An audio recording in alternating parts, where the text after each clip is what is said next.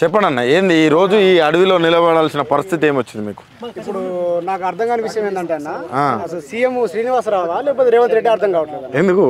ఎందుకంటే చైర్మన్ ఒప్పుకోవట్లేదు అంటారంట సీఎం వచ్చి.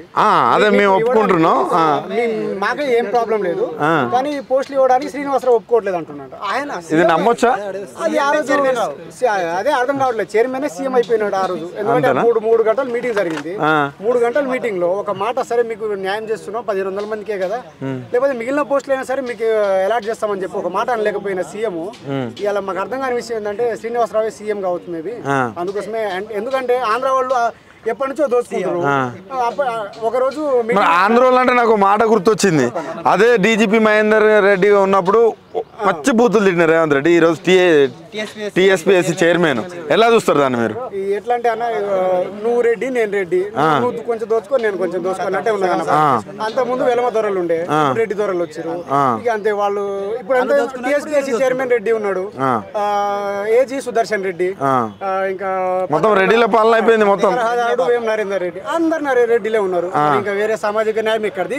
మాకు న్యాయం ఎవరు చేస్తారు? 46 వాళ్ళకి న్యాయం. ఇప్పుడు వాళ్ళు ప్రజాపాలన చేస్తున్నారు. నిన్న కూడా రేవంత్ రెడ్డి అంటున్నారు ధర్నా చౌక్ లో ఓపెన్ గా ధర్నాలు చేసుకోవచ్చు. ఒకప్పుడు ధర్నా చౌక్ ఎత్తేసిన వాళ్ళు మేము ధర్నా చౌక్ ను ఓపెన్ చేసినాం అన్నారు. మీరేంటి ధర్నా చౌక్ లో చేసుకోకుండా ఇక్కడ చేస్తున్నారు? మీరు ఇక్కడ రాజకీయ నాయకులు ఎలక్షన్ కదా, ఎలక్షన్ టైంలో ఇప్పుడు విద్యార్థులందరూ మాతోనే ఉన్నారని అతను ఏదో ప్రగల్భాలు పలుకుతున్నాడు సీఎం. ఇప్పుడు నిజం చెప్తున్నా, ఏ స్టూడెంట్ వాళ్ళ వెనకాల లేరు. మాకు కనుక న్యాయం జరగకపోతే, నేను హుజూర్నగర్ కాన్స్టిట్యున్సీ అన్నది, నేను ఏనాడు జెండా పట్టుకోలే ఏ పార్టీది, నేను న్యూట్రల్ ఓటర్ని.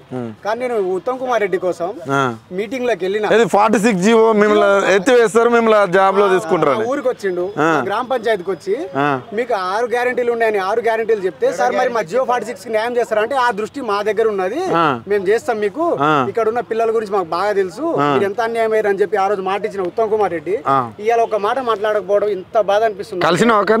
ఫోన్ చేస్తుంటే సార్ బిజీగా ఉన్నారండి, మీటింగ్ లో ఉన్నారండి అని చెప్పేస్తున్నారు. అంతకుముందు ప్రతిపక్షంలో ఉన్నప్పుడు అంటే మన వాళ్ళు రా, సార్ కోసం మనం పని చేయకపోతే ఇంకెవరు పని చేస్తారు అని చెప్పి వాళ్ళు బాబు నువ్వు మాట్లాడు బాబా అన్నారు. ఇప్పుడేమో అట్లయింది. నిజం చెప్తున్నా, మానవ బాంబులు మేమే అన్న.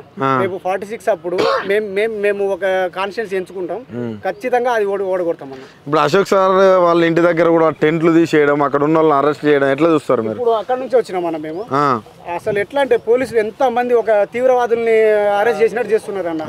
ఒక దగ్గర నిల్చొని ఇప్పుడు అంత చూస్తే నాకు అదే అనిపిస్తుంది. మీరేమైనా పాకిస్తాన్ లో ఉన్నారా లేకపోతే ఎక్కడ ఉన్నారా? ఈ అడవిలో ఏంది మీటప్ అవడం ఇట్లా? రిజల్ట్స్ నాకు 121.5 మార్క్స్ వచ్చినాయి అన్న.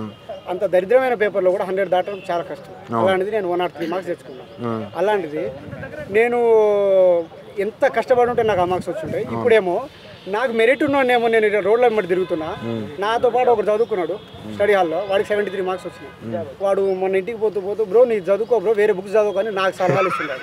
నేనేం చేయాలి చెప్పాను? పొద్దున్న నుంచి సాయంత్రం దాకా కూర్చొని చదివింది నేను రాత్రి దాకా. మీరు అన్నారు రోడ్ల పాయింట్ అన్నారు, కాదు చెట్ల పాయింట్ ఉంటుంది. చెప్పాలి అర్థం కావట్లేదు అన్న. రిజల్ట్స్ రోజు అయితే 3 రోజులు అనుకుంటా, మాకు అన్నం వండలేదంట. ఇంట్లో ఫోన్ చేయలేక మాట్లాడలేక ఇప్పటికీ నేను ఇంటికి పోకుండా ఇక్కడనే ఉంటున్నాను. చిన్న గదులు తీసుకొని చదువుకొని హాస్టల్లో ఉండాలంటే అంత డబ్బులు ఉండవు. మీకు మరి డిప్యూటీ ప్రజావాణి వేదికగా హామీ ఇచ్చిండు, బల్మూర్ వెంకట్ ఓయూ వేదిక హామీ ఇచ్చిండు, ఇవన్నీ ఇచ్చినా కూడా మీరు ఏంది అసలు? అవి మాటలు అన్న, నాకు తెలిసి మాటలు లెక్కనే అనిపిస్తుంది. ఎందుకంటే ఇప్పుడు ఎలక్షన్స్ దాటితే ఇక వాళ్ళు ఏం చేస్తారో మాకు కూడా అర్థం కావట్లేదు. అది చేస్తారన్న గ్యారంటీ లేదు. ఒక చిన్న కోర్టులో ఉన్న హియరింగ్ కి ఏజీ రావడం అంటే అర్థం కావట్లేదు అన్న. అరే 2011లో నీకు జనాభా తీసుకొచ్చి ఇప్పుడు సరే మొన్న నారాయణపేట 2020లో విడిపోయిందన్న. మరి 2011 ప్రకారం జనాభా ఏ రూల్ ప్రకారం ఇస్తారన్న? అక్కడ కట్ ఆఫ్ వాళ్ళ మేధావులు 126 ఉన్నది అన్నాడు కట్ ఆఫ్. మొన్న విడిపోయింది. మరి ఏ రూల్ ప్రకారం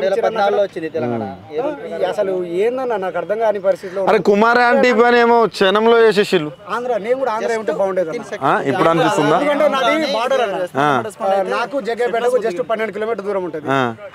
ఏదో పొట్టకుట్టి కోసం మా నాన్న అటు పోయి ఉంటే బాగుండేది అనిపించింది. ఆంధ్ర పోయి ఉంటే బాగుంటుంది. ఏదో ఒక సర్టిఫికేట్ తీసుకొని ఇప్పుడు చాలా మంది దొరికిరు కదా అన్న. మరి ఎస్బీఐ ఎంక్వైరీ అంటే ఎంత కఠినంగా ఉండాలి. ఇప్పుడు ట్రైనింగ్ పోయినాక దొరకడం ఏదైనా అర్థం కావట్లేదు. ట్రైనింగ్ పోయినాకంటే 350 మంది దొరికిరని చెప్తారు. ఇవాళ పేపర్లో 60 మందిని తీసేసిరంట. ఆల్రెడీ కొంతమంది కేసులు ఉన్న వాళ్ళు కూడా ఇలా పోతున్నారనే ఆరోపణలు కూడా వస్తున్నాయి బయట. కేసులు ఉన్నాయి, మనీ తోటి మేనేజ్ చేసిపోతున్నారనే ఆరోపణలు కూడా వస్తున్నాయి.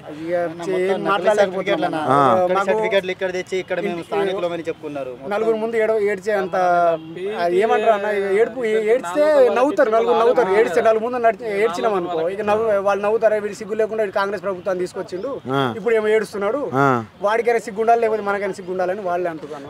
ఇంటికాడ నుంచి ఫ్రెండ్స్ ఒక్కొక్కడు లాకారంతో తిడుతున్నారన్న. ఏం మనుషులరా మీరు, ఆ గవర్నమెంట్ చేయలేదు అన్నావు, మరి ఈ గవర్నమెంట్ ఏం చేస్తుందని తిడుతున్నారు. ఒకటే ఊర్లలో ముఖం చూపుకునేటట్లేదు. ఏదైనా ఇంటి మా అమ్మతో 2 నెలలు అయిందో నాకే తెలియదు. ఎందుకు అమ్మ నాన్నతో మాట్లాడాలన్నా. ఇప్పుడు ఏమొచ్చింది, ఏమైనా చదువుతున్నావా, వచ్చిందా, ఏం చేస్తున్నావు, ఏం చెప్పాను, ఇట్లా తిప్పుతున్నారు మా రోడ్లు ఏమంటే ఏం చెప్పాను. వాళ్ళేమో కూలీలు చేసి డబ్బులు, వాళ్ళని బాధ పెడితే ఎందుకన్నా. అందుకే మాకు కనుక ఖచ్చితమైన న్యాయం చేయకపోతే మాత్రం మా ఆమరణ నిరాహార దీక్ష కాదు, నా చచ్చిపోవడానికి కూడా మేము రెడీగా ఉన్నాం. అంటే దీక్ష చేయనిస్తలేరు కదా, మరి ఏం చేయనిస్తారట. రేపు ఎలక్షన్స్ వచ్చినాయి, ఎలక్షన్స్ కోసం ఏమంటారు అంటే మీకు న్యాయం జరుగుతుంది మా దృష్టిలో ఉందంటారు. 8 నెలల నుంచి లేని దృష్టి ఇప్పుడు వచ్చిందంట వాళ్ళకు. ఎప్పుడు కలిసినా మా దృష్టిలో ఉంది, ఇంకెన్ని రోజులు ఉంటుంది నా దృష్టిలో, న్యాయం చేయాలి కదా. ఎప్పుడు దృష్టిలోనే. ఆ రోజు బట్టి విక్రమార్క సార్ డిప్యూటీ సీఎం గారు వచ్చి మీకు ఫలానా డేట్ కల్లా మీకు న్యాయం చేస్తా అని చెప్పిన సార్ ఇవాళకి ఒక మాట లేదు. బల్మూరి వెంకటన్న సరే మా కోసం కష్టపడుతున్నాడు కానీ ఫలితం ఏదైనా కష్టపడితే ఓకే, ఫలితం కనబడాలి కదా. అదే కాదు, ఆ రోజు మిమ్మల్ని ఏంది ఒక విద్యార్థి కాదు కాంగ్రెస్ కార్యకర్తల్లో పనిచేయమన్న నాయకులు ఈరోజు ఎవరైనా టచ్లోకి వస్తారా?